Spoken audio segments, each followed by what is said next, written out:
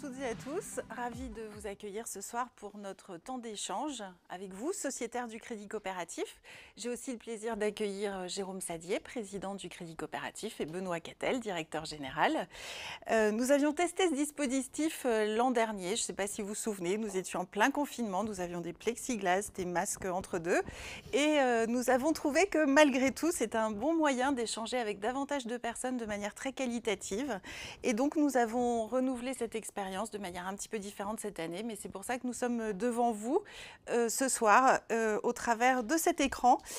Pour information, cette réunion d'échange sera rediffusée en replay à partir de la semaine prochaine en version sous-titrée sur notre nouveau site du Crédit Coopératif que je vous invite à redécouvrir puisqu'il est nouveau depuis le 16 avril.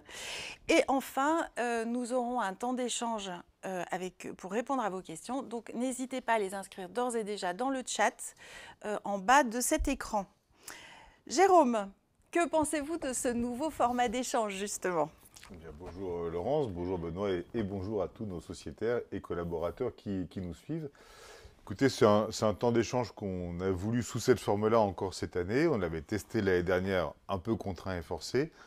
On s'est dit que l'année dernière, les statistiques n'étaient pas mauvaises en termes de connexion, donc ça voulait dire qu'on pouvait toucher plus de gens que lorsqu'on faisait des AG physiques au plan régional. Donc on continue cette année, donc on espère surtout avoir beaucoup d'échanges. On a quelques sujets importants à évoquer, surtout ce format est fait pour répondre au plus de questions possibles de la part de nos sociétaires, c'est fait pour ça. Et puis par ailleurs, si on peut vous donner envie d'aller voter, c'est bien aussi parce qu'on a des sujets importants. Et Benoît, qu'attendez-vous de ce dispositif ? D'abord, bonjour, et puis bonjour à toutes les personnes, à tous nos sociétaires. Voilà, moi, dire que je suis ravi, on est ravis d'être, de passer ce moment avec vous. Je crois aussi que l'intérêt de ce dispositif, c'est de balayer un très large nombre de sujets, et puis en essayant d'être le plus court possible, parce que on a beaucoup de choses à se dire. Merci à tous les deux. Nous aurons au programme de cette réunion 3 temps forts. Le premier sera sur les faits marquants et les comptes de 2021. Le deuxième sur les perspectives de 2022. Et le troisième, l'explication des principales résolutions sur lesquelles vous êtes invités à voter pour les assemblées du 16 et du 31 mai. Je vous rappelle que vous avez reçu déjà par courrier un certain nombre d'éléments avec vos convocations, parmi lesquels le rapport coopératif 2021, le rapport du conseil d'administration du 29 mars 2022 et le détail des projets de résolution. Ces éléments sont également disponibles sur notre site internet. Pour ceux qui souhaiteraient, à compter de l'année prochaine, recevoir leur convocation par mail, et si ce n'est pas déjà le cas, nous vous invitons à donner votre accord, cette fois-ci sur la plateforme de vote en ligne, pour que vous les receviez donc par mail à compter de l'année prochaine. Enfin, à la fin de ce temps d'échange, vous aurez un lien vers la plateforme de vote si vous souhaitez voter dans la foulée de cette réunion. Pour cela, vous devez vous munir de vos codes d'accès et de votre mot de passe qui se trouve sur votre convocation. C'est parti pour 1h30 ensemble. Et pour mieux vous connaître, nous allons vous solliciter pour un petit exercice d'échauffement. En un mot, être sociétaire, c'est quoi pour vous ? Vous allez voir sur la partie droite de votre écran un espace qui va se libérer pour que vous notiez le mot qui vous vient spontanément à l'esprit. Donc, je suis sociétaire car je souhaite être. Et allez-y, écrivez les mots qui vous inspirent à cette question. Je vois que vous avez des premières remontées très fortes sur le côté acteur, le côté engagé, le côté impliqué, intéressé. En quelques mots, ça correspond tout à fait à notre définition du sociétariat au Crédit Coopératif que nous souhaitons plus que jamais acteurs engagés. On vous laisse encore quelques secondes. Partie prenante, écoutez, conscience, influenceur, collaboratif. Merci à tous pour votre participation. Pour commencer cet échange, Jérôme, qu'est-ce que vous retenez de l'année passée ? Alors déjà, je trouve, tous les mots me parlent, mais il y en a un que je trouve bien, c'est optimiste. C'est bien que nos collaborateurs ou nos sociétaires qui participent à cet échange se déclarent optimistes, parce qu'il y a, je crois, des raisons de l'être. Évidemment que ce n'est pas un long fleuve tranquille que d'être dans une entreprise de manière générale. Nous, au Crédit Coopératif, on a nos problématiques aussi. L'année dernière était une année compliquée. Je ne sais pas si vous vous souvenez, pour ceux qui y ont participé, on a abordé comme quelques sujets un peu difficiles. Le résultat de l'entreprise n'était pas exceptionnel, on va dire ça comme ça, en 2020. On était en plein dans la crise et des conséquences très concrètes sur l'entreprise et ses clients. Donc le conseil d'administration, au nom duquel je parle, aux sociétaires, c'est mon rôle en tant que président du conseil d'administration de rendre compte aux sociétaires du crédit coopératif. Le conseil a été très actif dans l'accompagnement de l'entreprise pour prendre les bonnes décisions, alors, sur la proposition du directeur général, notamment dans la vie de l'entreprise. On a continué à prendre des décisions importantes sur l'organisation des métiers, de nos activités, et puis évidemment pour nos clients qui... Pour certains, tous sont très soutenus par les dispositifs de solidarité qui ont été mis en place par l'État, bien sûr, mais il y a aussi des secteurs d'activité qui souffrent un peu plus que d'autres, mais on y reviendra sans doute. Donc le Conseil a dû prendre des décisions en la matière. Nous avons aussi, mais dans la continuité de l'année dernière, à vrai dire, continué à travailler sur des chantiers stratégiques du crédit coopératif, au-delà de la crise. Vous savez que l'année dernière, nous avions expliqué que nous préférions continuer d'investir dans des sujets stratégiques pour l'avenir, plutôt que notamment redistribuer du résultat, parce que ça aurait pu nous fragiliser structurellement. Donc on a continué à travailler sur les chantiers stratégiques du crédit coopératif pour qu'ils soient toujours aussi modernes et innovants, mais aussi en phase avec un monde qui bouge, d'un point de vue technologique, la concurrence, la réglementation, etc. Donc on a continué à travailler sur les sujets stratégiques, sur lesquels on reviendra peut-être un petit peu plus tard. Et puis on s'est beaucoup mobilisé sur l'année qui vient de s'écouler sur quelque chose d'identitaire au crédit coopératif, c'est-à-dire son sociétariat et son modèle d'affaires. Donc on a affiné le modèle d'affaires, la politique RSE du crédit coopératif. Et puis d'autre part, on a encore amplifié les actions de redynamisation de la vie coopérative au sein du crédit coopératif. J'espère que ça se voit un petit peu, au moins dans la communication directe avec les sociétaires. Pour ce qui concerne le contact et l'échange physique, c'est encore un peu compliqué, mais ça reviendra sans doute. Benoît, peut-être que nous pouvons commencer par un petit mot, un peu plus quand même, de contexte économique, parce que cette année, parmi les choses atypiques, on a aussi un contexte économique qui a beaucoup évolué. Oui, alors, bon, voilà, il y a 2021 et 2022, hein, parce que maintenant on est aussi dans l'action 2022. Je crois que 2021, et c'est le premier point, c'est marqué par une nette reprise. Hein, la croissance française a été quasiment de 7%. Quand on regarde sur 2 ans, fin 2021, on est à peu près au même niveau de PIB, hein, de production collective, que ce qu'on avait en 2019. Mais un beau rattrapage. Et donc, on a vu nos clients sociétaires, être dans ce cycle. Hein, les entreprises, le monde de l'économie sociale, une vraie reprise, hein, avec un vrai dynamisme. Et puis, pour les particuliers, un niveau de consommation élevé. Ça, c'est le premier point. Le deuxième point que je retiens, c'est la réapparition de l'inflation. Hein, et là, on parle maintenant de plus en plus, avec toutes les conséquences sur le pouvoir d'achat, toutes les conséquences sur pour les entreprises et le monde associatif, hein, d'ajustement des modèles économiques, de pouvoir augmenter ou pas leurs prix en fonction de leurs clients. Et ça, c'est quelque chose qu'on a un peu oublié. Ça fait peut-être 20 ans qu'on ne se préoccupait plus de l'inflation. Et on va devoir apprendre à vivre économiquement avec l'inflation. Et ce n'est pas facile, hein, parce que quand ça redémarre comme l'inflation a redémarré, les ajustements, c'est très très contraignant et c'est très pénalisant.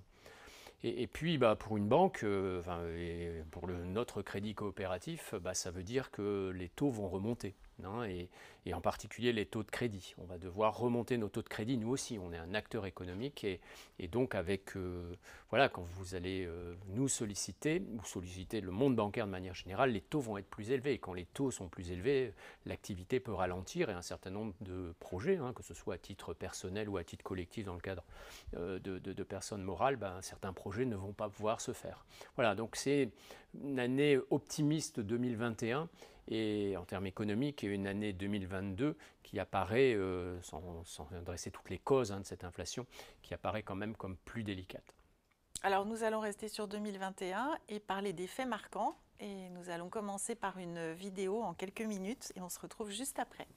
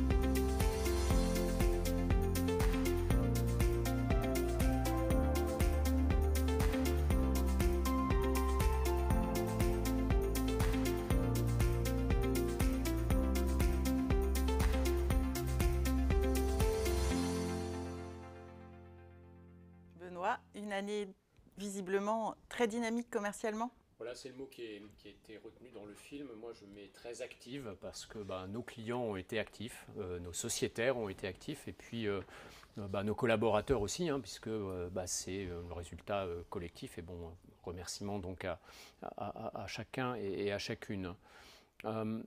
Voilà, je retiens, hein, parce qu'il faut sélectionner dans tout ce qu'on a à dire, la performance crédit, hein, 3,5 milliards d'euros de crédit. Si on additionne les filiales, on est quasiment à 5 milliards d'euros de crédit. C'est le plus haut niveau de crédit jamais réalisé par le Crédit Coopératif. Alors bon, le marché a été au rendez-vous, hein, il y a eu beaucoup de projets, vous avez eu beaucoup de projets, vous nous avez proposé beaucoup de projets, mais on a été aussi au rendez-vous pour accompagner ce dynamisme. Et c'est bon signe, là aussi pour l'économie, parce que ça veut dire qu'il y a des investissements et qui sont forcément porteurs d'avenir. Puis le deuxième point, parce qu'on en avait parlé l'année dernière, on était très attaché à travailler avec plus de clients, hein.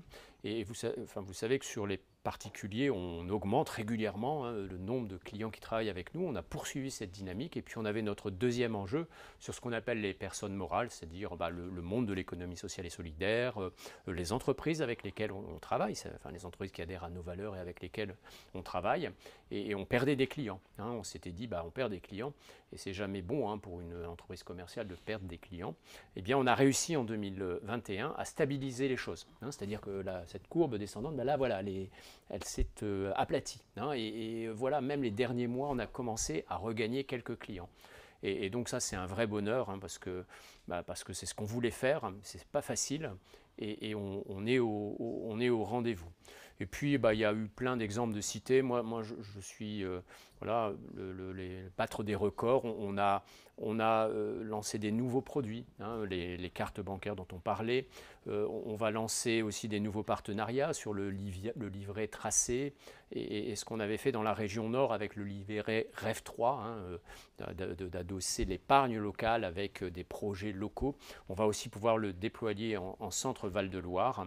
Et puis, il y a la façon de travailler, hein, c'est-à-dire peut-on travailler plus facilement avec le crédit coopératif, et je pense à la digitalisation, au fait de pouvoir avoir de l'autonomie dans ses décisions bancaires si on le souhaite.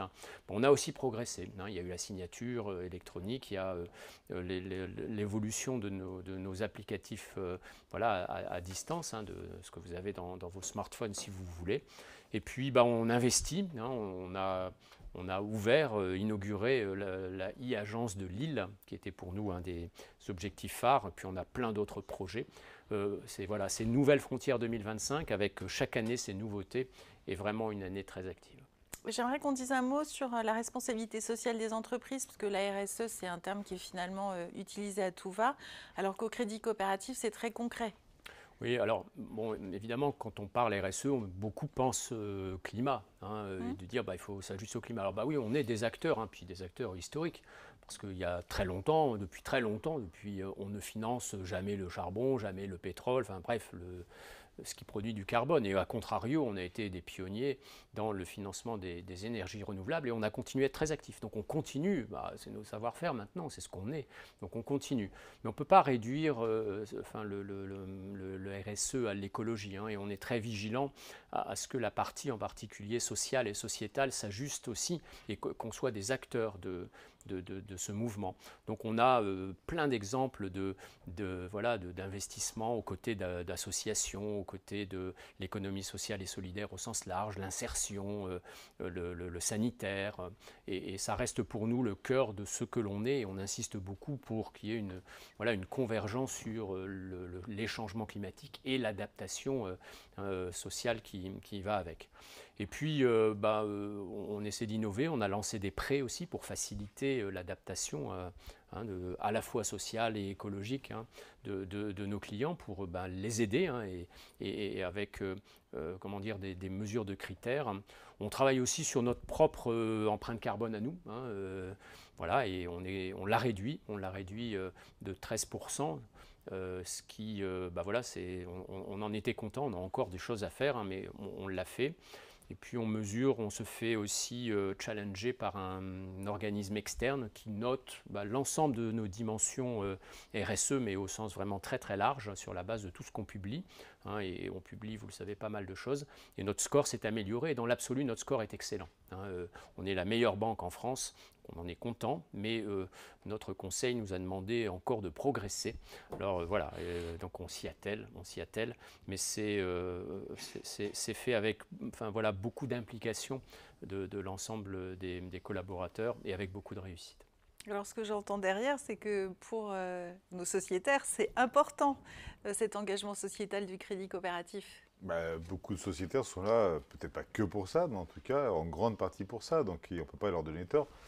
À contrario d'autres banques, mais l'idée c'est pas de faire des procès ou d'attention notamment, mais le Crédit Coopératif est une banque 100% engagée sur ces sujets-là. Et c'est pas nouveau. Voilà. Donc c'est ça, c'est sa fierté, c'est peut-être parfois aussi un frein pour elle d'ailleurs, parce que quand d'autres banques, elles, se développent très largement sur d'autres secteurs avec d'autres méthodes, nous, on essaie de rester concentrés sur des sujets qu'on a choisis avec nos clients bien évidemment et nos sociétaires, et avec des méthodes auxquelles on tient.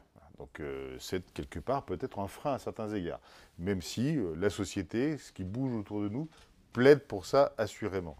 Donc on est une banque engagée et 100% engagée. Ce n'est pas pour se donner de bonne conscience qu'on fait des choses, contrairement à d'autres banques qui peut-être consacrent 1% de leur chiffre d'affaires annuel à ce type d'approche. Nous, c'est 100%. Voilà. Et d'ailleurs, je vous engage à lire ce document. Alors, ce n'est pas une émission littéraire, donc je ne vous conseillerais pas ce livre comme un livre de chevet, mais le document d'enregistrement universel qu'on a quand même pour la forme appelé la Banque des Transitions, il fait 350 pages et vous aurez autour de page 70 un bon aperçu de tout ce que nous faisons, toutes les règles que nous nous appliquons pour être fidèles, en tout cas, à cette ambition.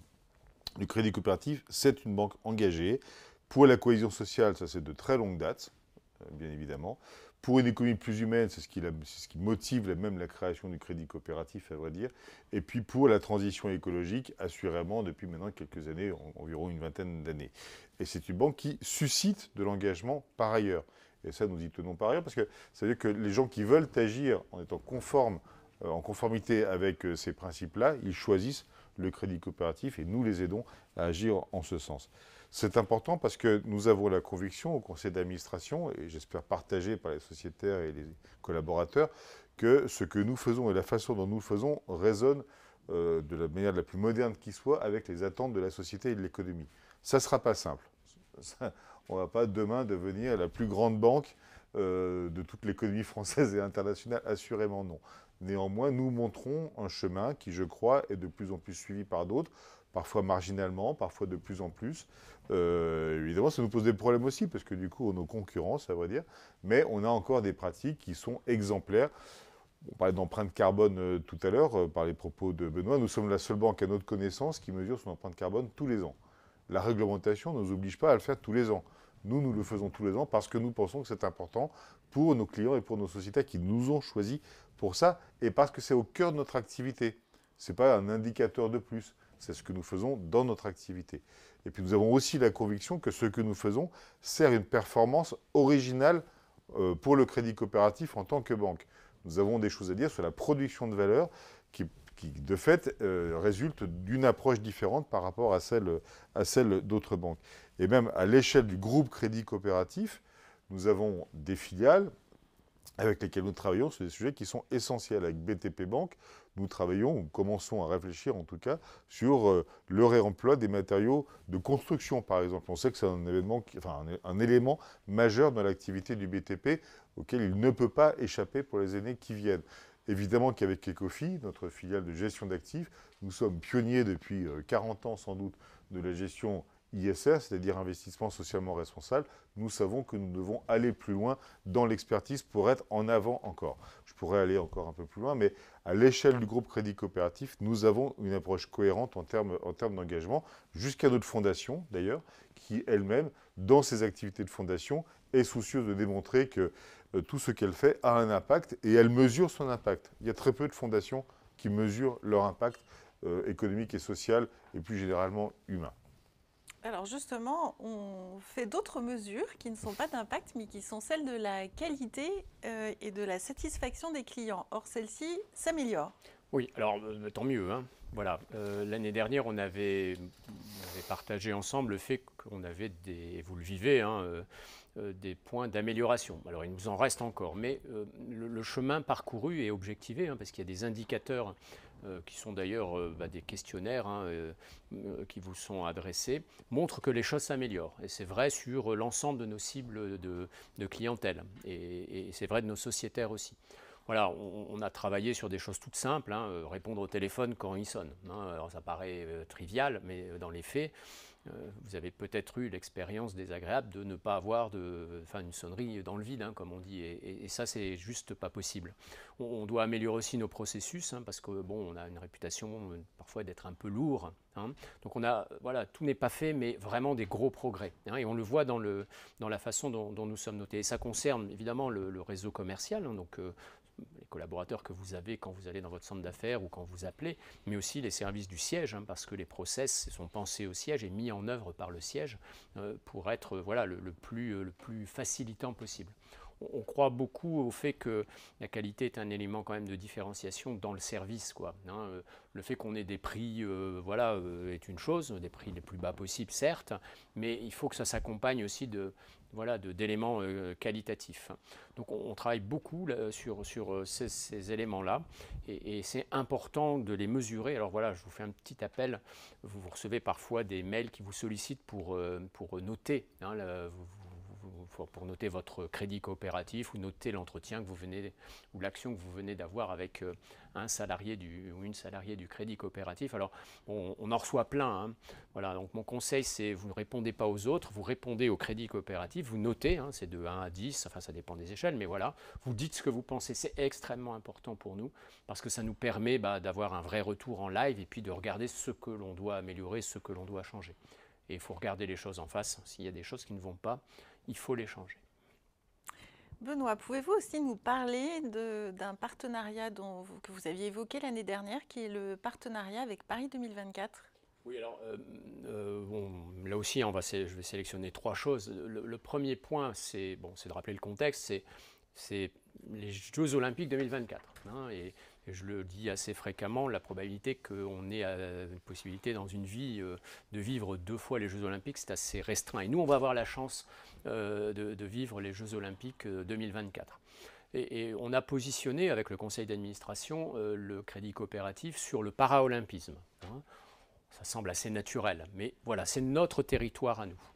Et pour faire ça, on n'a pas bien sûr oublié non plus le volet économique. Hein. Et le volet économique, c'est de faire en sorte que les personnes, les membres de l'économie sociale et solidaire aient accès au marché. Hein. Il va y avoir des marchés publics. Donc dont une part est réservée d'ailleurs hein, pour l'économie sociale et solidaire. Et donc on a été très actifs pour aider nos clients associations, pour aller vers ces marchés. Et beaucoup en ont remporté. Il y en a encore à remporter. Hein. Il va y avoir des marchés qui vont être mis entre guillemets en vente en 2023, 2022, 2023 et jusque 2024. Et c'est vraiment, vous trouverez tous les conseils auprès de votre centre d'affaires. Et il y a une plateforme, il faut vous inscrire sur cette plateforme et comme ça vous pourrez concourir. Et puis je parlais du paraolympisme. Bon, voilà, on travaille en termes bancaires, hein, et on fait des prêts pour faciliter l'accès aux installations sportives par les personnes handicapées. Voilà, c'est simple, c'est compliqué, mais c'est parfois des rampes, c'est des aménagements de stades, de manière à ce que les personnes en situation de handicap puissent accéder à ces infrastructures. Et donc on a une gamme de prêts, hein, on fait ça aussi avec des fonds européens d'ailleurs, hein, pour faciliter les choses. Et puis dans quelque chose qui n'est pas business, hein, mais qui est aussi ce que l'on est, on accompagne des champions avérés ou des champions pour 2024 qui gagneront des médailles en 2024. Et je voulais féliciter ici, je voulais partager avec vous le fait qu'on a Lucas Créange, qui est un pongiste para-olympique et qui a gagné une médaille à Tokyo et qui va repartir pour Paris. Hein, et il s'entraîne là déjà maintenant. Et puis on a accueilli très très récemment une sportive afghane, voilà, qui en fait a dû quitter son pays au moment des événements de ces derniers mois. Et c'est une personne qui est en situation de handicap et qui fait du taekwondo et qui a donc fui son pays, qui est arrivé tout seul ici en France. Et on l'accompagne. On ne sait pas encore si en 2024 elle concourra sous les couleurs de la France ou d'un autre pays, mais en tout cas, voilà, elle concourra sous les couleurs du Crédit Coopératif et on en est très fiers. Merci Benoît. En quoi le secteur du handicap est justement partie prenante de notre banque? Partie prenante déjà de manière tout à fait concrète, le monde du handicap est représenté au conseil d'administration du Crédit Coopératif. Je rappelle à nos sociétaires est principalement composé de représentants d'organisations, ce qu'on appelle nous des personnes morales. Et le monde du handicap est représenté au conseil d'administration par l'UNAPI, qui est une fédération d'associations du monde du handicap mental, historiquement. Ce qui ne veut pas dire qu'il n'y a pas par ailleurs bien d'autres clients et sociétaires du Crédit Coopératif dans d'autres types d'associations qui représentent le monde du handicap. Pour nous, c'est assez naturel à vrai dire, parce qu'en fait, nous sommes présents dans le monde associatif et notamment dans le monde sanitaire et social et médico-social depuis des dizaines d'années. Sans doute que le Crédit Coopératif est, je ne veux pas dire la principale, en tout cas une banque très importante du financement de ce secteur en France. Et ce secteur en France, c'est peut-être une réalité oubliée, mais ça concerne le quotidien de millions de familles. Il y a des millions de familles qui sont concernées par le handicap en France, qui vivent au quotidien avec ça et qui ont besoin de réponses, de solutions qui sont amenées la plupart du temps, dans l'immense majorité des cas à vrai dire, par des associations, lesquelles sont soutenues souvent par le Crédit Coopératif et ceux qui tournent autour. Elles font partie de l'économie sociale et solidaire par ailleurs. Mais en plus de ça, ce sont des centaines de milliers d'emplois en France qui sont totalement utiles à la cohésion de la société et y compris dans des moments un peu difficiles comme dans la crise du Covid, ces centaines de milliers d'emplois, ils étaient en première ligne, comme disaient certains. Au moins autant que les services d'urgence des hôpitaux, à vrai dire. Et donc, nous honorons de continuer à travailler avec ce monde-là. Certes, ce n'est pas le monde qui a la rentabilité la plus folle, c'est sûr, mais pour autant, c'est un monde qui fonctionne correctement. Nous sommes aux côtés de tous ceux qui agissent en la matière. Ça sert aussi notre vision inclusive de la société. On essaie d'être au rendez-vous des enjeux. Alors parfois c'est ponctuel sur les JO, effectivement, mais c'est en même temps très exceptionnel comme situation, mais c'est aussi assez récurrent dans nos activités. Ça sert encore le fait que nous sommes une banque engagée. Sans transition, parlons des ressources humaines qui sont un outil de transformation important pour la banque. On a eu des avancées en 2021. Benoît, si vous pouvez nous les expliquer. Oui, le petit film le mentionnait, hein, donc moi je retiens trois grands sujets. Bon, sur l'égalité professionnelle et en particulier l'égalité homme-femme, on a progressé. D'abord, on a le label AFNOR, il a été renouvelé, et c'est pour nous important parce que ça nous permet de bien cadrer les actions qu'on doit faire, puis d'être jugé par l'extérieur, hein, plutôt que de dire on a bien progressé. Au moins, là, il y a vraiment une revue détaillée de nos politiques et de nos actions en la matière.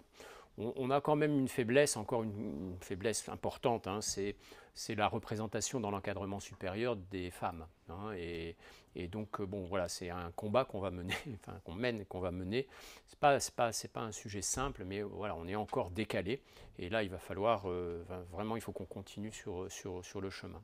Deuxième sujet, c'est le handicap, on en a parlé, j'aurais pu dire, mais donc, voilà, dans notre politique de recrutement, on n'a pas toujours, on a dit des choses et on a eu un peu de mal à les faire. Donc on va essayer quand même là de faire converger, non pas en baissant notre niveau d'exigence, mais vraiment en faisant en sorte d'intégrer, on intègre des personnes en situation de handicap, mais de les intégrer plus, quoi, hein, et de ne pas en faire un frein. Hein, et c'est un sujet qui paraît anecdotique comme ça, mais en fait quand on rentre dans le détail, c'est beaucoup de petits sujets à régler, qui vont de la psychologie collective à l'acceptation, et puis au recrutement, hein, même l'acte de recruter. Donc on y a travaillé et on va continuer à y travailler. Sur les maladies, sur la maladie, on a avancé sur le cancer, hein, puisqu'on est partenaire de Cancer at Work, hein, de manière à ce que et on a hein, voilà, des salariés qui peuvent avoir connu cette maladie, de regarder comment on peut d'abord de ne pas les perdre de vue et puis de les garder avec nous et de les garder intégrés. Puis le champ, c'est le champ de la diversité et de l'inclusion. Au-delà de ce qu'on fait sur les personnes protégées, on le fait aussi sur nos ressources humaines et on a mis le focal sur tous les alternants. On a des alternants qui nous rejoignent régulièrement et on veut vraiment qu'ils soient représentatifs de la société française, donc que ce soit en enjeu de mixité, de handicap et de multiculturalité. Voilà, et puis un dernier point, j'avais dit 3, mais j'en dis un quatrième. On a un sujet qui est le sujet des incivilités, hein, c'est-à-dire que parfois dans nos centres d'affaires, on peut avoir des clients qui ont un comportement qui n'est pas ce qui est acceptable, hein. Et c'est difficile pour nos collaborateurs et nos collaboratrices. Et c'est vraiment un sujet sur lequel il faut qu'on arrive à trouver les moyens de réguler les choses sans enfermer nos collaborateurs, parce qu'on veut être une banque ouverte, enfin, c'est l'image qu'on donne, on ne va pas commencer à tout fermer et tout blinder, ce n'est pas du tout ça. Mais il faut protéger nos collaborateurs et faire en sorte que ces actes d'incivilité diminuent. Voilà, c'est un sujet en lui-même sur lequel on met de l'énergie. Alors, Jérôme, vous parliez en introduction de l'animation de la vie coopérative. Donc, pouvez-vous nous expliquer en quoi elle se démultiplie également ? Écoutez, d'abord, on a un plan d'action qui date de 2020 de mémoire de redynamisation de la vie coopérative qui s'est suivi de décisions opérationnelles notamment importantes prises par la direction générale à la demande du conseil d'administration qui permettent de redynamiser la vie coopérative. On touche d'abord aux fondamentaux. Le crédit coopératif, c'est une banque coopérative sur le plan juridique, c'est-à-dire que le capital appartient exclusivement à ses sociétaires, mais c'est aussi une coopérative bancaire. Et je tiens à ce qu'on accole cette définition-là à côté de celle de banque coopérative. Nous essayons de travailler ensemble. Nous ne nous contentons pas de dire que nous appartenons à nos sociétaires, nous essayons de travailler ensemble. Donc nous travaillons avec nos sociétaires.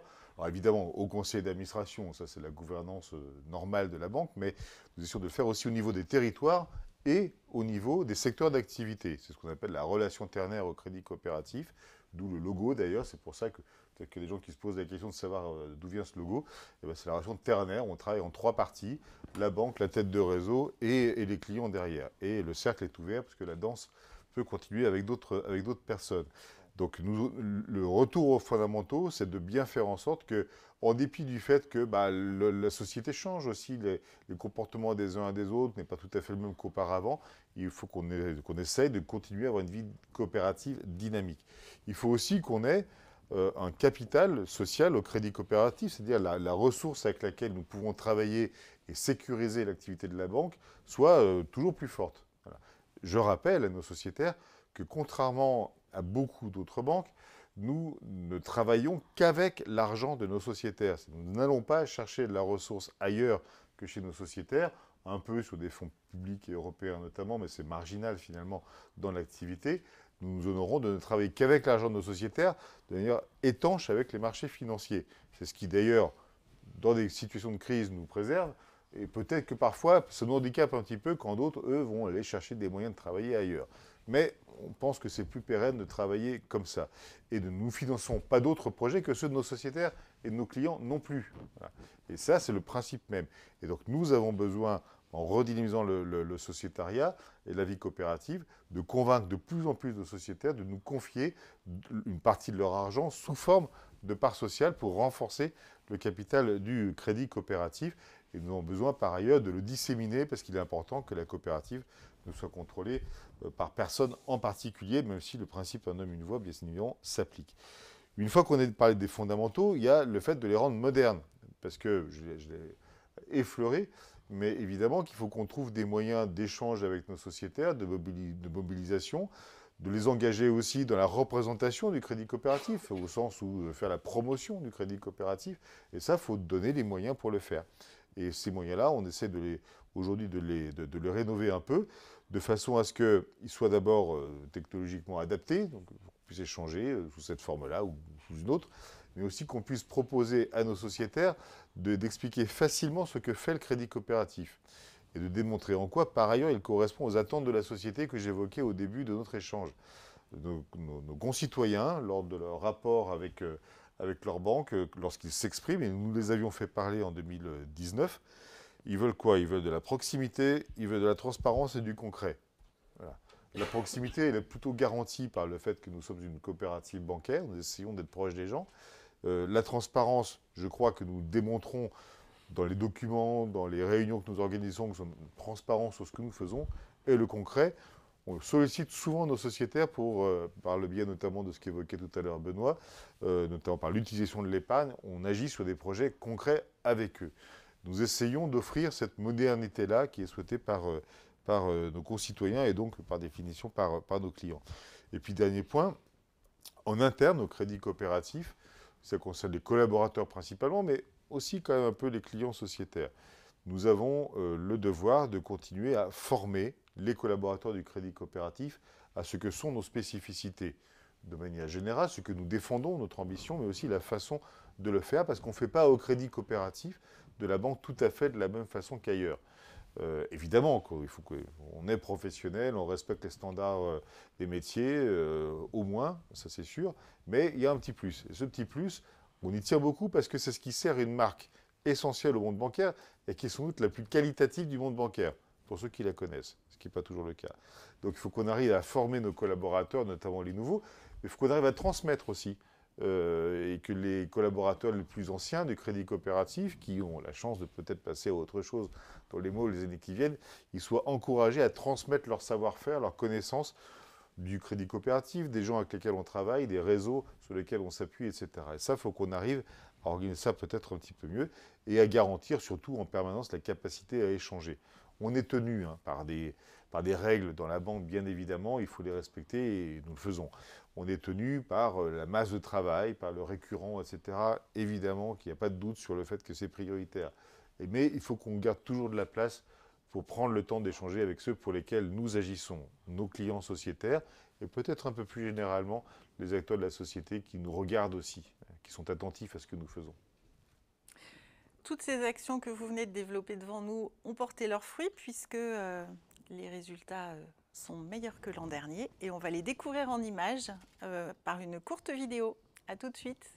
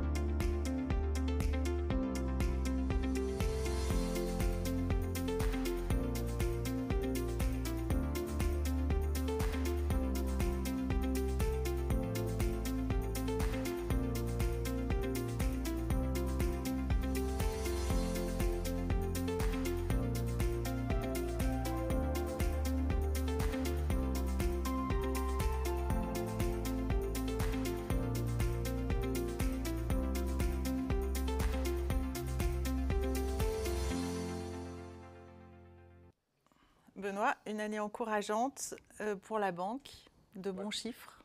Oui, alors voilà, encourageante. Le niveau, c'est 20 millions d'euros de résultats. L'année dernière, c'était 6 millions. Bon, voilà, Après, je ne vous cache pas qu'on a des ambitions un petit peu supérieures. Pourquoi ? Parce que le résultat, c'est ce qui fera notre avenir collectif. D'abord, ça permet de rémunérer les sociétaires, ce qui est tout à fait légitime, l'intérêt aux parts sociales. Ça permet aussi d'augmenter nos fonds propres. Et dans une banque, avoir des fonds propres, c'est pouvoir prêter demain. Puisque pour pouvoir prêter, il faut qu'on ait des fonds propres. C'est le socle de la règle et de la réglementation bancaire. Puis, ça nous permet d'investir. Et puis enfin, ça permet aussi que les salariés bénéficient de l'intéressement, de la participation. Et donc, c'est important qu'on ait des résultats. Ce qui est bien quand même pour 2021, c'est que c'est, je l'ai dit, nettement supérieur à 2020. Mais c'est qu'on a à la fois eu plus de revenus, et plus de revenus, c'est-à-dire qu'on a travaillé plus avec nos clients et qu'on a un peu plus de clients, comme je l'ai dit tout à l'heure, et que donc cette relation-là, elle est porteuse aussi d'avenir, donc plus de revenus. Et puis on a baissé nos coûts, on a baissé nos charges. Alors, pas les charges de personnel, parce qu'on est dans le service, et dans le service, il faut que ce soit incarné, on n'est pas une néobanque, nous. Mais les autres éléments de frais. Et sans se serrer la ceinture, sans se contraindre, hein, puisqu'on on a mené plein de projets, si on avait le temps, ou s'il y a des questions, on y répondra. Donc on a mieux géré, collectivement, plus efficacement. Et donc on a eu besoin de dépenser un peu moins d'argent. Et donc, en fait, plus de revenus, un peu moins d'argent dépensé. Et puis, il y a les risques. Hein. Dans une banque, comme on a prêté, on a fait des prêts, parfois, il peut arriver qu'on ne soit pas remboursé. Hein. Et donc, on a quand même un coût du risque qui, dans l'absolu, est un peu élevé. On est un peu prudent aussi, hein, parce qu'on anticipe des risques en disant, bah oui, celui-là pense que ce client aura peut-être des difficultés, donc on passe des provisions. Ces provisions, ils réduisent le résultat. Hein, mais quand on regarde ces compartiments de jeu, plus de revenus, moins de charges, et puis un niveau de risque qui est un peu élevé dans l'absolu, mais qui est lié aussi à la conjoncture qu'on connaît. Mais voilà, on a été prudent, donc on a plutôt préparé l'avenir. Et à la fin, il reste 20 millions. Hein. Donc voilà, ça c'est la première grande dimension. Puis la deuxième dimension que je voulais aborder sur les chiffres, c'est que vous l'avez vu, hein, on a plus de crédits et plus de ressources, hein, d'épargne qui nous a été confiée, donc d'argent confié par l'ensemble de nos sociétaires et l'ensemble de nos clients. Et l'argent que vous nous confiez, c'est 17 milliards d'euros, c'est quand même pas rien. Hein. Et comme Jérôme l'a dit, notre engagement à nous, c'est que ces 17 milliards, on les reprête. Hein, et on a prêté 15 et quelques milliards, quasiment 16 milliards en tout. Hein, tous nos crédits aujourd'hui, c'est de l'ordre de 16 milliards. Et donc, vous voyez qu'il y a un quasi-équilibre. Et puis, on veille à ce que cet équilibre il se fasse au niveau de chaque grande région et au niveau quasiment de chaque centre d'affaires. Alors, parfois, il y a un centre d'affaires qui a prêté plus et qui n'a pas encore collecté, on dit, dans nos métiers. Alors, bon, il demande au centre d'affaires d'à côté de l'aider. Hein, et on fait un petit peu de péréquation. Mais globalement, notre modèle, c'est un modèle dans lequel l'épargne locale, l'argent local se réinvestit dans des projets locaux pour dynamiser ces éléments de territoire, parce que on a choisi d'être une banque nationale, certes, mais on est dans la proximité et finalement on a autant de crédits coopératifs que de centres d'affaires. Là où vous allez, là où vous êtes reçu, là où vous voulez faire vos projets, c'est ça qui nous intéresse, c'est le territoire et ce que vous allez faire sur vos territoires. Jérôme, j'imagine que vous êtes satisfait de ce retour à des jours meilleurs. Ah bah, qui ne le serait pas. Mais en complément de ce que disait Benoît, parce que Benoît finalement illustrait ce qu'est le circuit de l'argent en crédit coopératif, qui est un peu notre marque de fabrique, et que peu d'autres banques arrivent à faire de manière aussi claire à vrai dire, parce que peut-être que ça serait pas, peut-être pas aussi simple, mais peut-être pas aussi avouable aussi à certains égards. Et là, c'est pas un jugement de valeur, mais nous essayons de nous tenir à ces principes-là. Ce qu'a dit Benoît aussi est important sur la question du résultat. C'est pas parce que nous n'avons pas une finalité totalement lucrative, à contrario d'autres, que nous n'avons pas d'obligation pour autant de faire un bon résultat. 20 millions d'euros, ce n'est pas un bon résultat. C'est une étape importante sur un chemin qui se présente plutôt pas mal, à vrai dire, et il faut continuer dans ce sens-là. Il faut qu'on progresse sur la question des résultats, parce qu'en fait, si on veut nourrir le projet du crédit coopératif, il faut être en capacité de couvrir les risques, donc d'avoir des fonds propres suffisants, comme l'a dit Benoît, et d'autre part, d'avoir une capacité d'investissement qui soit suffisante pour continuer d'exister dans la concurrence. Et ça, c'est le résultat qui le permet. Ce n'est pas le fait d'avoir de l'argent qui nous est confié par des clients et des sociétaires. Donc c'est important d'avoir toujours un résultat, pas énorme, monstrueux, on ne pilote pas la banque que pour avoir ce résultat-là, mais néanmoins c'est important de l'avoir. Ce que je veux dire d'autre, c'est que, évidemment, que nous sommes dans une situation qui est une situation de redressement progressif, et je veux dire aux sociétaires que le conseil d'administration est en confiance sur ce chemin. Ce qui me semble important dans les chiffres qui vous ont été présentés, c'est que ce qui dépend strictement de nous est extrêmement positif. Voilà. Après, malheureusement, la balance avec ce qui ne dépend pas complètement de nous, à savoir le contexte macroéconomique, la remontée des taux d'intérêt qui n'est pas que bénéfique à la banque, et notamment pour l'épargne réglementée.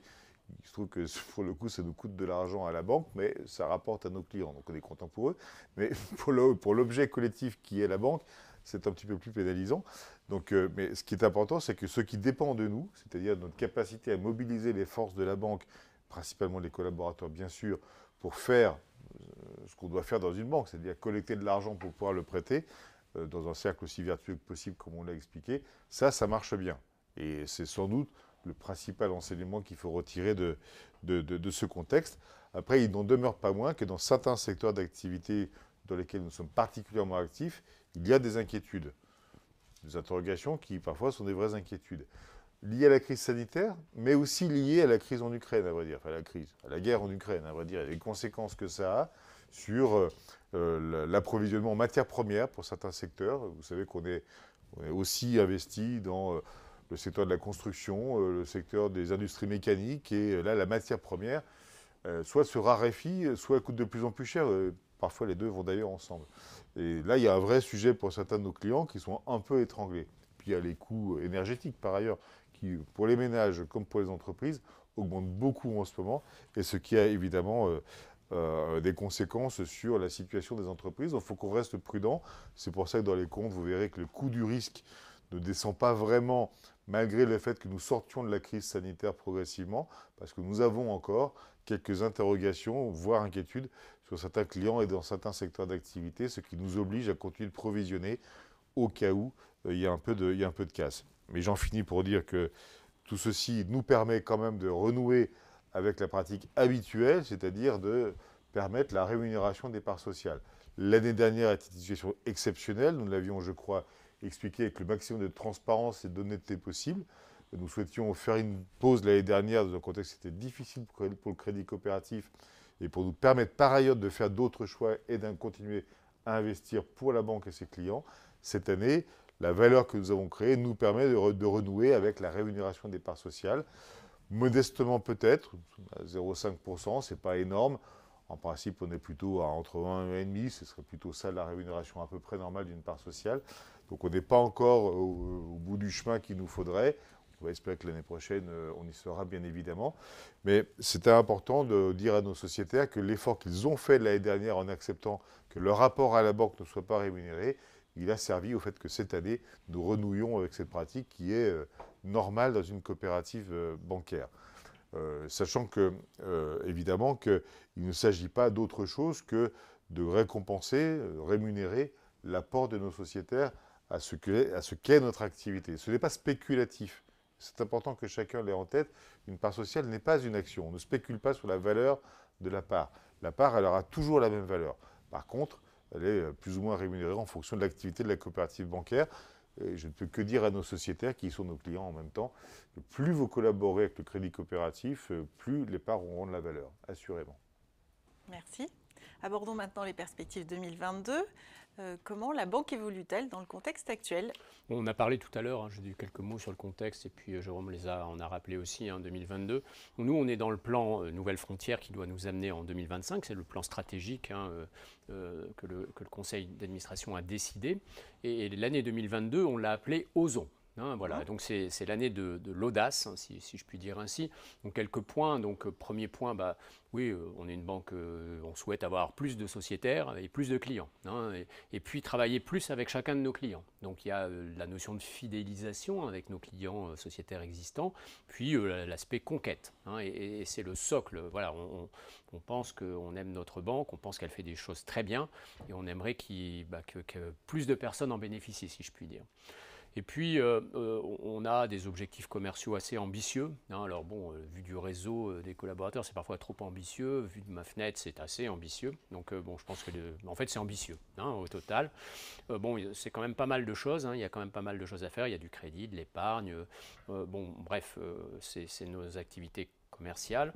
On continue l'axe qualité, j'en ai parlé tout à l'heure, c'est important, on n'est pas au bout du chemin, on n'est pas encore les mieux notés en termes de qualité dans l'univers bancaire, et donc on doit encore faire nos progrès, et puis on investit dans nos produits, on aura une nouvelle gamme de cartes pour les personnes protégées, puis aussi on va avoir des cartes qui sont liées aux Jeux Olympiques, donc c'est des beaux objets, puis surtout très utiles. On va travailler sur l'application mobile pour les personnes morales, en particulier les professionnels, le segment plutôt des petits professionnels. Et puis on va investir, on va ouvrir une e-agence à Marseille, et celle-là, elle sera dédiée aux associations de petite taille. Donc on essaie, en face de chacune de nos typologies de clients, de mettre le bon circuit de distribution. Et donc on aura à s'investir.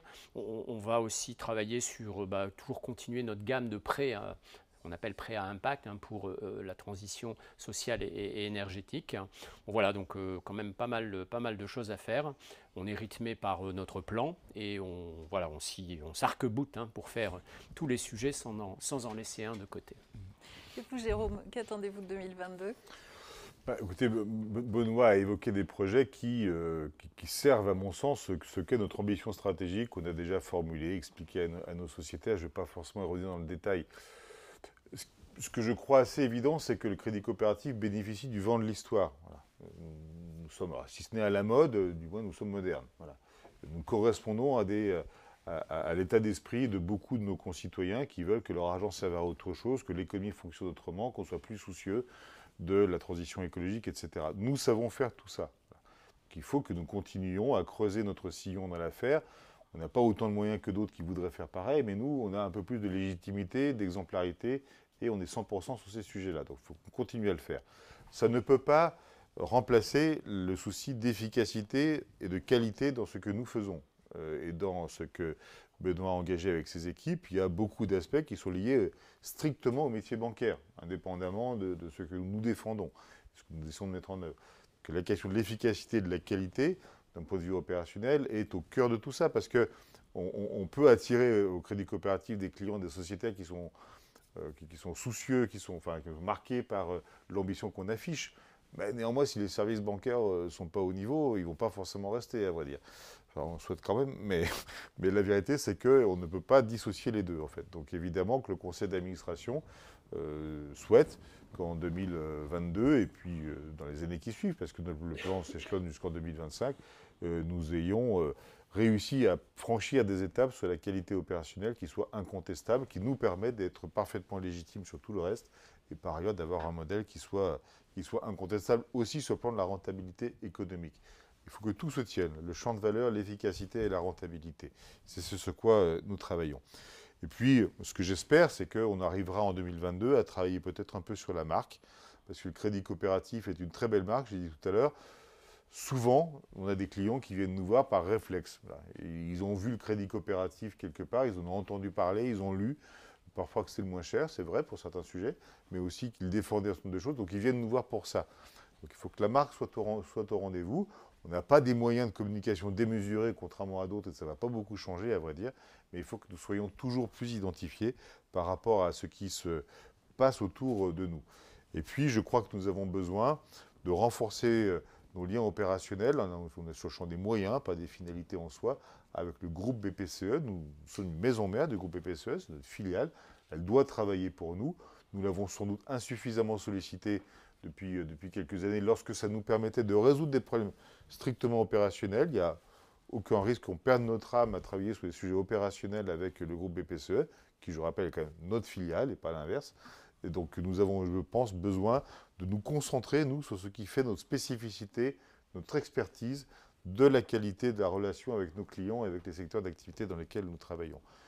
Voilà. Et puis tout ceci peut par ailleurs contribuer à redresser encore les comptes en 2022, je pense que je pourrais présider un conseil d'administration avec l'esprit tranquille et heureux.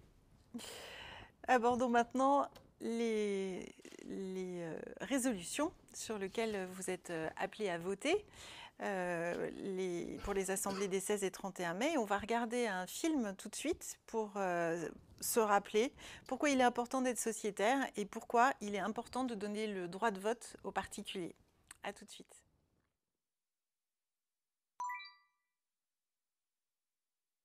Être sociétaire, c'est être acteur engagé de la vie coopérative d'une banque qui appartient à ses clients sociétaires à 100%. Toujours au crédit coopératif Comme tu vois. et toujours pas sociétaire? À quoi bon? Tout simplement pour participer aux orientations de ta banque. Arrête. Toi, avec ton association, tu représentes du monde. Et alors? Moi, je ne représente que moi, et c'est pas suffisant pour participer. Apprends que bientôt, les particuliers auront le droit de vote. C'est nouveau, ça. Ça va être nouveau. Bonne nouvelle? Allez, roule! Être sociétaire du crédit coopératif, c'est être l'acteur engagé qui participe aux grandes orientations d'une banque qui appartient à ses clients sociétaires.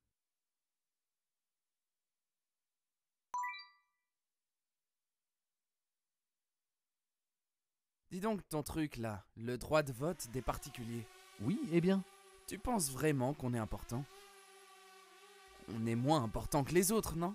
quels autres? Les associations comme la tienne, qui font vivre la banque, et autres personnes morales.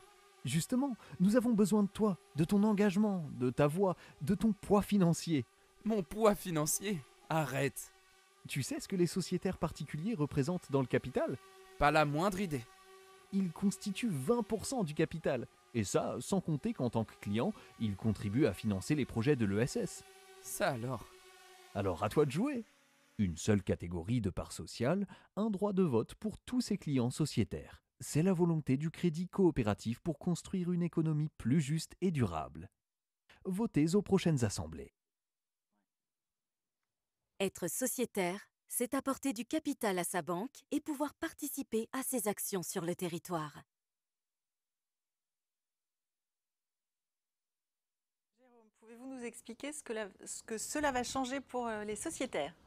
C'est peut-être un peu compliqué, et, obscur même peut-être, et sans doute que les sociétaires ne se rendaient pas forcément compte d'ailleurs qu'il y avait plusieurs catégories de parts sociales. Parts sociales, je le répète, ce sont des titres de propriété au capital du crédit coopératif. En fait, l'histoire du crédit coopératif a fait qu'il y a plusieurs catégories de parts sociales qui ont été mises en place, parce que c'était d'abord une banque de personnes morales, donc d'entreprises, d'associations, etc. Et c'est devenu plus tard une banque de particuliers.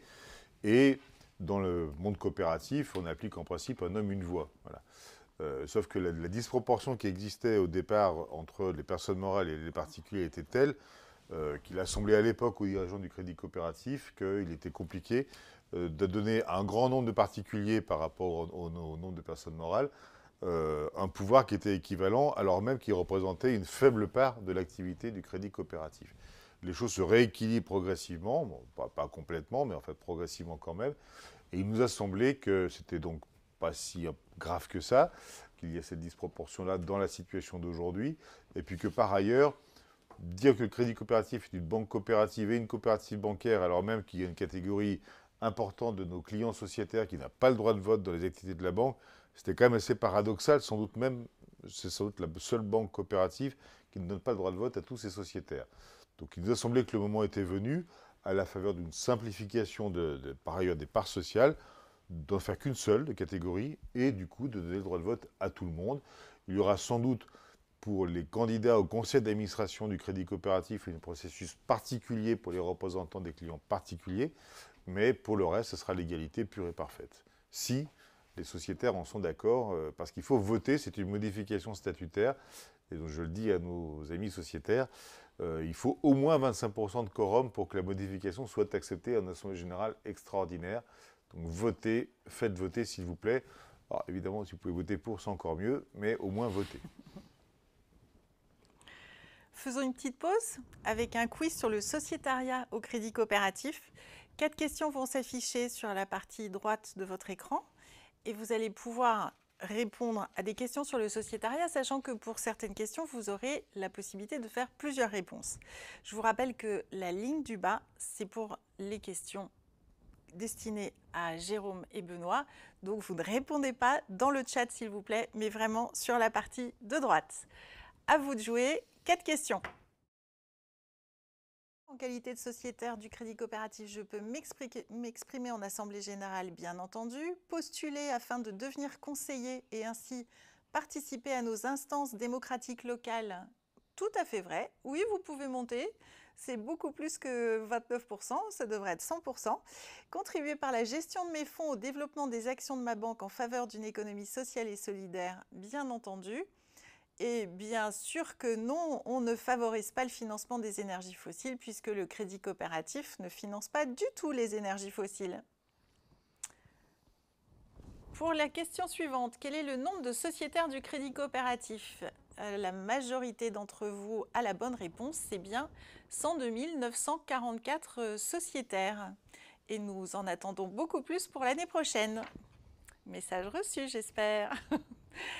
Comment un client peut s'impliquer davantage dans la vie de sa banque? Bien entendu, en étant sociétaire. Détenir à minima 1000 parts sociales, bien sûr que non. ça n'a pas fait l'objet de réponses, bravo. Proposer sa candidature afin de rejoindre le conseil local, instance de dialogue sur votre territoire, tout à fait vrai, bravo. Et payer une cotisation au club des anciens du Crédit Coopératif, ce n'est valable que pour les anciens du Crédit Coopératif. Dernière question, le capital du Crédit Coopératif est composé de parts sociales. Quel est le pourcentage de parts détenues par les sociétaires?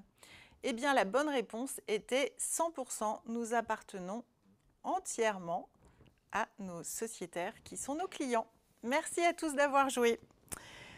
Nous allons maintenant aborder l'arrivée des nouveaux administrateurs et le renouvellement des mandats, avec notamment celui de la représentante des sociétaires particuliers, Jérôme. Oui, alors nous avons depuis quelques années maintenant 2 représentants des particuliers au conseil d'administration du Crédit Coopératif. L'une de ces représentantes, et à savoir Chantal Chomel, est atteinte par la limite d'âge au moment du renouvellement de son mandat, donc elle va devoir nous quitter. C'est l'occasion de lui dire, sans doute que tous les sociétaires ne la connaissent pas, mais c'est une personne importante au Crédit Coopératif qui siège dans le conseil depuis pas mal d'années maintenant, qui connaît intimement l'histoire de notre banque et de la coopérative qui va avec et de beaucoup des réseaux avec lesquels nous travaillons. Elle présidait par ailleurs le comité des risques, fonction importante au conseil d'administration. Donc Chantal nous quitte. Il a été procédé à une procédure d'appel à candidature puis de sélection d'un nouveau représentant des sociétaires particuliers. Les sociétaires particuliers se sont exprimés avant même d'avoir le droit de vote officiellement. Ils se sont exprimés par choix préférentiel et le conseil d'administration les a suivis. C'est donc une femme qui remplacera Chantal Chomel, à savoir Mme Agnès Brigaud, qui rejoindra le conseil d'administration si l'Assemblée générale, bien évidemment, ratifie cette candidature. À côté de ça, nous avons un autre départ d'une personne morale qui est la GMF, la fameuse mutuelle d'assurance, qui est au conseil d'administration depuis plus de 25 ans et qui, d'un commun accord, a décidé de ne pas solliciter le renouvellement de son mandat. Nous en avons profité pour aller chercher une compétence extérieure au conseil et au sociétariat d'ailleurs. C'est une capacité qu'a le conseil d'administration d'avoir des personnalités qualifiées au conseil d'administration. Nous sommes allés chercher Mme Sandrine Lemery, qui nous apportera notamment de la question compétences risque, au cœur de l'activité de surveillance du conseil d'administration, qui nous apportera une très grosse expérience professionnelle qui sera essentielle. Et j'encourage les sociétaires à voter pour cette personne d'une extrême qualité. Et puis nous avons des changements de représentants de personnes morales sans que la personne morale change pour le coup, puisque la Fédération des entreprises publiques locales qui siège au conseil d'administration, c'est la fédération qui réunit toutes les sociétés d'économie mixte locale, pour faire simple. Très grosse fédération avec laquelle nous travaillons beaucoup dans plein de secteurs d'activité, le logement, l'énergie, la construction, etc., l'aménagement. Et donc cette fédération est représentée, mais son représentant, qui était son directeur général, qui part faire autre chose, sera donc remplacé par quelqu'un d'autre. Et puis nous avions un représentant du groupe BPCE, ça c'est normal dans l'organisation du groupe BPCE, qui lui aussi va changer. Donc on va intégrer une nouvelle personne. Voilà pour les changements, mais il n'y en a que 2 sur lesquels vous êtes amenés à voter. Moi, j'accueille, voilà, je veux dire, bienvenue aux nouveaux arrivants. Hein. Un petit mot aussi à Chantal. Chantal avait, à mes yeux, deux grandes qualités. D'abord, elle incarnait le crédit coopératif charnellement, enfin voilà, dans ce qu'elle était, quoi. Hein. C'était l'incarnation pour moi du crédit coopératif. Et puis, la deuxième, elle était exigeante aussi. Hein. Et voilà, pour le directeur général et les collaborateurs qui ont eu à travailler avec elle en tant que présidente du comité des risques, on ne sait pas. C'était pas simple, c'était pas évident tous les jours, hein, mais en tout cas ça nous a fait progresser, donc grand merci Chantal.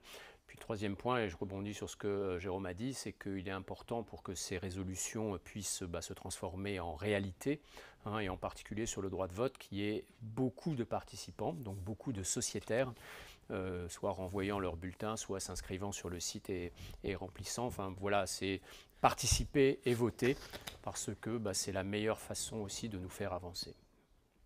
Alors, avant de passer aux questions-réponses, nous allons refaire un petit test de connaissance très très rapide. C'est un vrai-faux, les vérités qui sont bonnes à dire. À nouveau, dans la partie droite de votre écran, vous allez avoir 8 affirmations qui vont s'afficher. Vous avez juste à noter vrai-faux. Et évidemment, vous pouvez encore inscrire des questions dans le chat. Nous y répondons juste après. Donc, allez-y. 8 questions, 8 affirmations.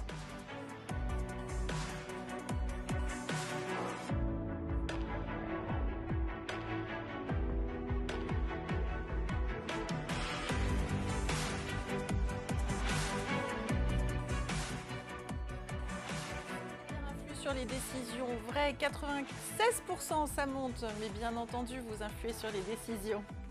Question suivante, le crédit coopératif n'a pas besoin de vous. Quelle horreur! Bien sûr, c'est faux, 96%. Je ne sais pas qui pense que c'est vrai, mais c'est une contre-vérité. Les sociétaires particuliers vont pouvoir bénéficier d'un droit de vote. Vrai, mais tout dépend de vous si vous votez. Mais 98,8%, c'est quand même très bon signe sur les votes. Question suivante, les collaborateurs n'ont pas le droit d'être sociétaires. Eh bien, c'est faux, tout à fait. Ils peuvent être sociétaires. Nous ne les encourageons peut-être pas assez, mais ils peuvent tout à fait être sociétaires. Le crédit coopératif dépend de la stratégie de quelques actionnaires. Faux, nous n'avons pas d'actionnaires. Nous sommes à 100% une coopérative. Les parts sociales du crédit coopératif sont cotées en bourse et donc soumises aux fluctuations du marché. Ah, Jérôme, vous aviez déjà donné la réponse. Heureusement, vous avez été écouté. C'est faux à 94,5%. Les 5% qui ont dit vrai vont être punis. Question suivante. L'entreprise coopérative n'est pas focalisée sur le profit à court terme et a une stratégie d'investissement sur le long terme. Bien entendu, c'est vrai. Nous cherchons à vous le prouver depuis le début de ces entretiens. Et une dernière, la voix de chaque sociétaire a le même poids. J'en profite pour faire une petite remontrance à Jérôme qui tout à l'heure a dit « un homme, une voix », c'est une personne, une voix. Et tout le monde est d'accord, c'est vrai à 89%. J'aimerais que le faux diminue un peu, mais je ne voudrais quand même pas influer sur les votes. Merci à tous d'avoir participé à ce jeu et nous allons maintenant répondre aux questions. Alors déjà, un grand merci à tous ceux qui nous envoient des remerciements, des bravos, des excellents sur la documentation, sur le fait qu'on soutienne une athlète afghane, sur le fait qu'on vous envoie des informations très transparentes et qu'on vous aide à découvrir la banque. Donc, c'est nous aussi qui vous remercions pour ces remerciements.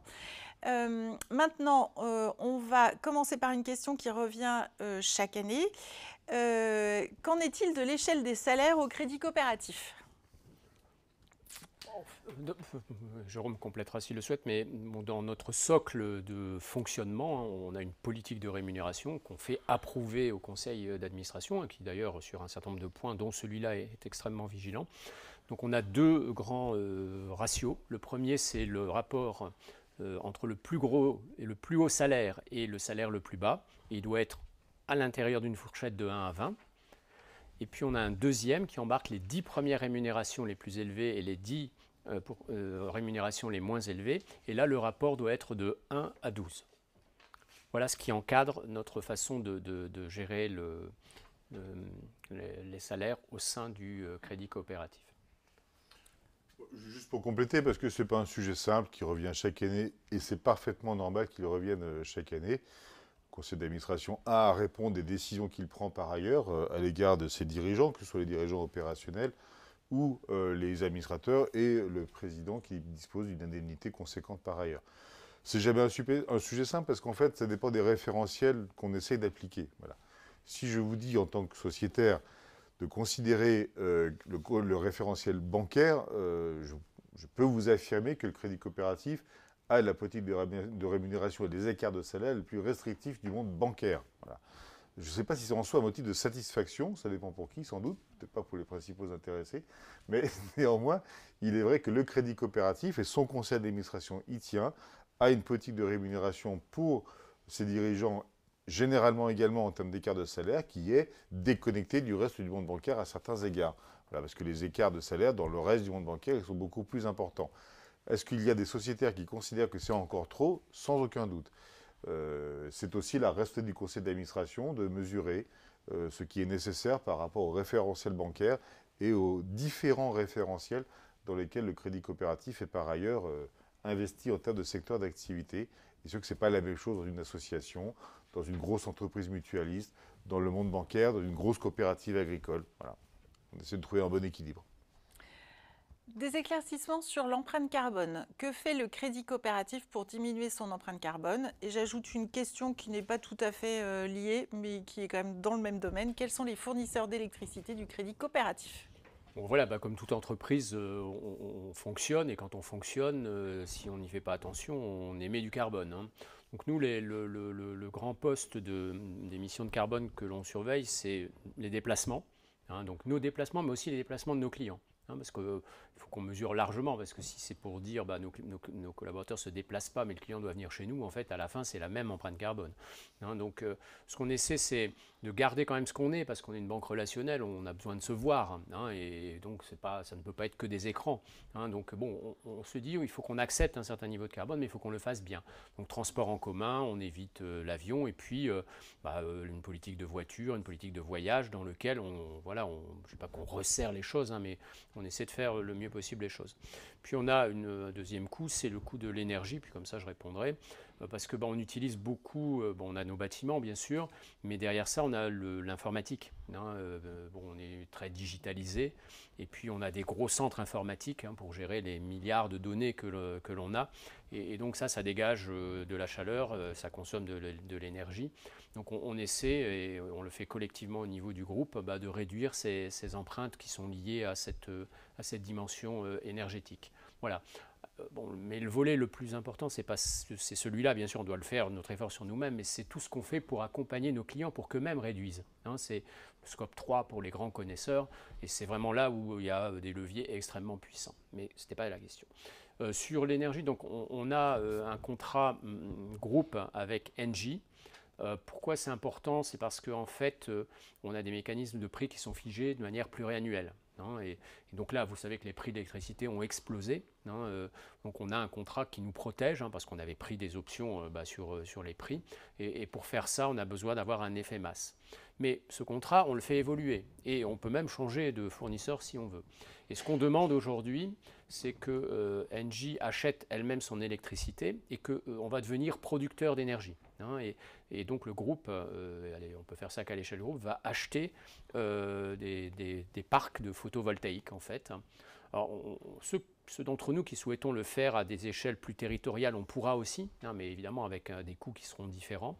Mais le groupe va acheter, là, c'est en train de se décider, j'ai participé à cette décision, on va acheter environ un parc qui va produire 10% de notre énergie pour les 15 prochaines années. Voilà, et ce sera du green, vraiment quelque chose de robuste. Voilà, donc on essaie d'allier du local, mais aussi des effets d'échelle et des prix d'achat, mais en veillant à la décarbonation. Alors en parlant d'investissement, on a une question. Le crédit coopératif investit-il en dehors de la France ou de l'Europe? Alors, qu'est-ce que ça veut dire investir? On a des filiales, on a par exemple une filiale en Pologne qui fait des prêts au monde associatif ou à des petites entreprises. Bon, moi, je ne sais pas si c'est ça le mot investir, mais de fait, je veux dire, on a une activité qui est portée dans ces endroits-là. On fait du microcrédit en Méditerranée, sur le bassin méditerranéen. Mais c'est du microcrédit à vocation d'aide pour les personnes qui en bénéficient. Autrement, est-ce qu'on investit sur les marchés financiers en dehors de la France? La réponse est non. C'est pas du tout notre façon de voir les choses. Et on fait attention dans les produits qu'on commercialise, quand c'est des produits collectifs, ou alors on a parlé d'Ecofi, avoir des plus hauts standards en matière de gestion ISR. Et puis si derrière il y a la question de la fiscalité, évidemment on n'est dans aucun paradis fiscal. Et on s'y refuse. Et on est très vigilant. Hier, on a eu encore une réunion sur une activité qu'on souhaite mener. On a été très très vigilant sur le fait que si ça avait le moindre lien que ça puisse avoir avec quelque chose qui s'apparente à des opérations fiscales, bien sûr, on ne le ferait pas. juste un mot pour compléter. En fait, sur les 30 dernières années, le crédit coopératif a essayé d'accompagner le développement de l'économie sociale dans un certain nombre de pays avec différents moyens. Parfois directement via des filiales, c'est le cas en Pologne, dans un contexte de chute du régime communiste et de construction d'une nouvelle société. C'est le cas aussi au Mali, dans le développement agricole, via des mécanismes coopératifs, bancaires et microcrédits. Et puis, il y a des fonds d'investissement autour de la Méditerranée et en Europe centrale. Dans de l'Est ou centrale, je ne sais pas comment on dit. Le fait est que le crédit coopératif a fait tout ça avec des moyens limités néanmoins, en tout cas à la mesure de ce qu'il est. Le monde est en train un peu de changer quand même, et fort heureusement, nous ne sommes plus les seuls à nous intéresser à ces sujets-là. Donc c'est ça qui peut-être est en train de changer au crédit coopératif sur ces investissements, entre guillemets, à l'étranger. Mais en tout cas, la motivation initiale, c'était de développer l'économie sociale ailleurs qu'en France, parce qu'elle était sans rivage. Alors, très bonne transition vers la prochaine question, mais s'il vous plaît, répondez très rapidement parce que le temps est compté. Le crédit coopératif est porteur d'espoir dans une finance saine, engagée et solidaire. Est-ce encore possible en 2022 ? Oui, c'est encore possible. Je pense que d'ailleurs, la réglementation va plutôt dans ce sens-là, que la réglementation européenne. Il faut espérer qu'elle ne devienne pas trop complexe à cause de ça pour autant, parce que sinon, on va mourir guéri, quoi, grosso modo. Mais je pense que le vent va plutôt, souffle plutôt dans ce sens-là. Je ne suis pas sûr que le monde anglo-saxon soit tout à fait dans cette optique pour autant. Mais au niveau européen, il me semble que la réglementation va plutôt dans ce sens-là. Après, c'est une affaire de volonté aussi et de mutation progressive. Parce que je ne crois pas au grand soir en la matière. Je ne crois pas qu'on convertit du jour au lendemain des établissements financiers, bancaires, assurantiels, à d'autres façons de faire les choses d'une année sur l'autre. Ne serait-ce parce que les engagements que vous prenez vis-à-vis de clients, de secteurs d'activité, par définition, si c'est du crédit, c'est sur pas mal d'années, à vrai dire. Donc le temps de se retourner, il va se passer plusieurs années. Donc il faut juste accompagner ce mouvement-là, qu'on soit nous au Crédit Coopératif dans une situation toujours de pionnier, qui a des choses à dire, qui essaie de dire qu'on peut faire les choses autrement tout en étant rentable. Ça, c'est important aussi pour parler à ceux qui n'ont pas le même modèle que nous. Donc il ne faut pas lâcher cette affaire-là. La réglementation peut nous y encourager, et y encourager sur tous les autres. C'est plutôt la bonne nouvelle, mais il ne faut pas relâcher les efforts, ça c'est sûr. Des questions très rapides. Le crédit coopératif finance-t-elle les collectivités locales ? Oui. Comment le crédit coopératif se promeut-il auprès des jeunes qui ont souvent une grande conscience environnementale ? Là, on ne peut pas répondre en 30 secondes. Voilà. Mais on a des super offres qui donnent du sens. On a la gamme Agir, puis c'est moderne et ça marche bien pour ceux qui veulent. On a plein de choses à dire sur le sujet. Bon, allez voir votre chargé de clientèle. Voilà. Quelle est la différence entre avoir une épargne et avoir des parts sociales ? Des parts sociales, ça, on l'a vu là, c'est un capital qui est garanti, c'est-à-dire le jour où vous voulez qu'on vous rembourse vos parts sociales, on vous les rembourse, et vous avez une rémunération qui est l'intérêt aux parts sociales dont on a parlé, et puis ça vous donne des droits, le droit de vous exprimer. Voilà. L'épargne, ça peut être de l'argent, ça peut être le même argent. Vous décidez de vendre votre part sociale pour le placer dans un produit bancaire, au sein du crédit coopératif, bien sûr. Puis vous pouvez avoir les deux. Voilà, donc je ne sais pas si ça répond à la question. Sauf que l'épargne, on peut par ailleurs la flécher vers des... Alors nous, nous, quand vous confiez de l'épargne, vous pouvez choisir à quoi elle va servir, qu'est-ce qu'elle va financer. Tout à l'heure, j'ai montré le rapport, on a parlé du rapport entre l'épargne et les crédits, mais en fait, on va un peu plus loin. Quand vous venez au crédit coopératif et que vous déposez votre épargne, vous pouvez dire j'aimerais que ça finance un projet dans des causes sociales, par exemple. Voilà.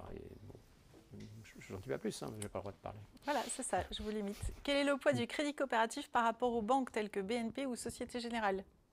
Alors sur la banque de détail, ce qu'on fait nous, de proximité, on est tout petit. Le marché bancaire est un très gros marché, il y a beaucoup de concurrence d'ailleurs. Et donc on est petit, on est 2000, je pense que la BNP en France, sur les territoires français, doit être 20 000. Voilà, donc, mais ce n'est pas grave, on est du bon côté. Et surtout, on est 100% engagés. Absolument. On est les seuls. Une remarque, la BPCE, dans sa présentation sur Internet, donne à voir que le Crédit Coop n'est pas une filiale du Crédit Coopératif, mais l'inverse. Ça me paraît bizarre parce que dans le schéma, on voit bien que ce sont tous les sociétaires, dont les banques populaires et caisses d'épargne, qui détiennent BPCE. Mais on va quand même Donnez-nous les vérifier. références du site. Oui, c'est ça. Envoyez-nous clair, la page et oui, non, c'est très on clair, réagira. hein. Ça a été Dernière dit. question. Il n'y a aucune ambiguïté en la matière. Oui. Oui, Oui, c'est c'est une ça. filiale à nous, BPCE. À petite échelle, mais oui. J'ai lu que le Crédit Coopératif avait une fondation. Quel est son rôle exact et quelles sont ses missions? La fondation du Crédit Coopératif, elle n'a pas vocation à permettre le commerce du Crédit Coopératif. Hein. C'est une fondation d'entreprise qui d'ailleurs nous permet... Tout ce qu'on donne à la fondation pour agir, d'ailleurs, ne rentre pas dans la base imposable du Crédit Coopératif, comme toutes les fondations d'entreprise. Donc cette fondation, elle existe par période de 5 ans. Donc elle est fondée pour 5 ans par le fondateur, le Crédit Coopératif. D'ailleurs, on va devoir la refonder à partir de 2023 pour les 5 années qui suivront. Elle contribue à structurer le monde de l'économie sociale, à faire en sorte qu'il y ait de la production intellectuelle et de la recherche dans le monde de l'économie sociale, ce qui est important aussi. Et puis elle nous permet aussi de soutenir quelques initiatives ou clients. La plus connue, c'est le Festival d'Avignon, puisque par la fondation du Crédit Coopératif, nous sommes le principal mécène et partenaire du Festival d'Avignon. Voilà. On aide à structurer l'économie sociale et solidaire en France, on stimule la recherche et la production universitaire intellectuelle, et par ailleurs, on a des grands partenariats, dont le Festival d'Avignon. Une dernière question, je la prends quand même. Il me semble que fut un temps, il y avait des réunions régionales. N'y en a-t-il plus? Et c'est vraiment la dernière. Si, il y en aura encore sous la forme de rencontres coopératives. Dans le reste de l'année, ce qu'on a juste décidé à ce stade, mais tout peut changer encore, mais c'est que la période d'Assemblée Générale n'était pas la plus propice à l'organisation d'Assemblée Générale en région. Parce que nous n'avions finalement pas grand monde dans beaucoup de régions, parce que le périmètre était très très large, ce qui fait qu'on attirait finalement que ceux qui étaient très proches du lieu de la réunion, et que les opérations physiques de vote qu'on y organisait était objectivement pas tout à fait nécessaire, parce que de plus en plus de gens votaient par correspondance ou par Internet. Donc le dispositif précédent n'était pas le plus optimal, même si moi je regrette, Benoît aussi je suppose, mais comme il n'en a pas fait, donc il le regrette par principe, mais moi je regrette qu'on n'ait plus l'échange avec les sociétaires au moment des assemblées générales régionales. Là, nous touchons plus de monde a priori par ce biais-là, mais ce n'est pas le même type de contact, c'est vrai. Donc on va réfléchir encore pour l'année prochaine. Pour progresser, il n'y aura jamais de solution idéale pour répondre à tous les attendus et à toutes les attentes de nos sociétaires, mais on ne souhaite pas perdre le contact parce que, je ne l'ai pas dit tout à l'heure, mais ce qui compte, ce n'est pas que le vote des particuliers, c'est à ce moment qu'on en a parlé, c'est la façon dont on délibère, voilà, dont on échange des arguments, etc., dont on fait preuve de pédagogie, qu'on prenne le temps de s'expliquer, tout ça est très important de la vie d'une organisation et a fortiori d'une coopérative bancaire. Donc on ne renonce pas du tout au temps physique d'échange avec nos sociétaires et nos clients. Merci aussi pour la personne qui nous donne les références du site BPCE sur lequel on va intervenir. Et je ne peux plus prendre de questions parce qu'on va trop dépasser. Nous arrivons au terme de cet échange. Éventuellement, si vous avez des questions, nous faisons un autre temps d'échange demain et éventuellement, on peut envisager d'y répondre demain en priorité. Jérôme, Benoît, une conclusion ? Écoutez, toujours ravi d'échanger avec les sociétaires. C'est mieux de les voir en vrai, ça c'est sûr et certain. Ça permet de ne pas parler qu'à une caméra. Alors vous, c'est très agréable, bien sûr, Laurence et Benoît, mais c'est vrai que c'est agréable de parler à des gens en vrai. Mais donc non, je suis ravi. C'est très important pour moi cet exercice que je fais au nom du conseil d'administration, qui ne peut pas être tous présents là autour de la table, mais c'est un exercice normal que de rendre compte à nos sociétaires et de leur expliquer ce que nous faisons et de répondre à leurs questions. Donc merci à vous et surtout votez. Bon, le crédit coopératif en lui-même, c'est un super beau projet, quoi. Et puis on a un socle solide avec une trajectoire qu'on s'efforce de suivre. Et puis on a fait progresser les choses collectivement avec votre aide aussi, hein, parce que voilà, nos interactions dans le travail et puis pour le sociétariat et puis pour plein de raisons différentes, on a eu beaucoup d'illustrations. Donc il faut qu'on continue. On a plein d'idées, plein de projets, plein de choses à faire. Et donc on va s'y atteler là dès demain matin. Merci à toutes et à tous. Merci pour votre participation. Nous vous souhaitons une bonne fin de soirée. Surtout, votez et bien entendu, à très bientôt.